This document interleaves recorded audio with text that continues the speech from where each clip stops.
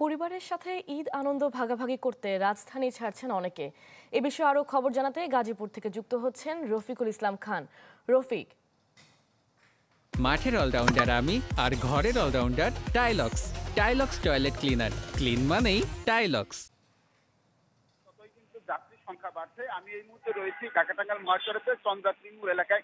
আপনাকে যদি একটু দেখাই, যে আমার পিছনে এই মুহূর্তে কিন্তু বিপুল সংখ্যক যাত্রী আসলে অপেক্ষা করছে তাদের গন্তব্যস্থলে যাওয়ার জন্য। তবে চন্দ্রা মোড়কে কেন্দ্র করে যে বিশাল যানজটের সৃষ্টি হয় সেটি কিন্তু এখনো হয়নি। তবে গতকাল থেকেই কিন্তু চন্দ্রা মোড়ে যাতে বড় ধরনের কোনো যানজটের সৃষ্টি নয় সেজন্য আইন শৃঙ্খলা বাহিনীর অতিরিক্ত সদস্যরা কাজ করছে। পাশাপাশি আমরা দেখেছি সেনাবাহিনীর সদস্যরাও কিন্তু নিয়োজিত রয়েছে যাতে করে বড় ধরনের কোনো যানজটের সৃষ্টি না হয়। তো জানেন গতকাল কিন্তু শিক্ষা প্রতিষ্ঠান বন্ধ হয়ে গেছে এবং শিক্ষা প্রতিষ্ঠান বন্ধ হওয়ার পর গতকাল বিকেল থেকে আমরা যেটি দেখেছি অতিরিক্ত যাত্রী চাপ রয়েছে। তো গাজীপুর যেহেতু শিল্প শহর, আগামীকাল দুপুরের পর থেকে কিন্তু আংশিক শিল্প কারখানা বন্ধ হবে এবং বৃহস্পতিবার একসাথে সকল শিল্প কারখানা বন্ধ হবে। তখন মহাসড়কে যে যাত্রী এবং যানবাহনের অতিরিক্ত চাপ এবং যানবাহনের যে লম্বা লাইন এবং যানজট সেই সমস্ত সংখ্যা কিন্তু রয়েছে যাত্রীদের। আমরা হাইওয়ে পুলিশের সাথে কথা বলেছি, তারা যেটি বলছেন অন্যান্য বছরের মতো যাতে বড় ধরনের কোনো যানজট না হয় সেই জন্য চন্দ্রা মোড়কে কেন্দ্র করে মূলত 6 শতাধিক